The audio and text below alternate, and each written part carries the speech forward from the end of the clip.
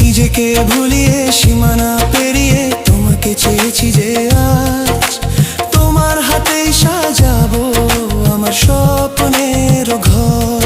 আমি তোমার প্রেমে পড়ে দুনিয়া ভুলে গেছি।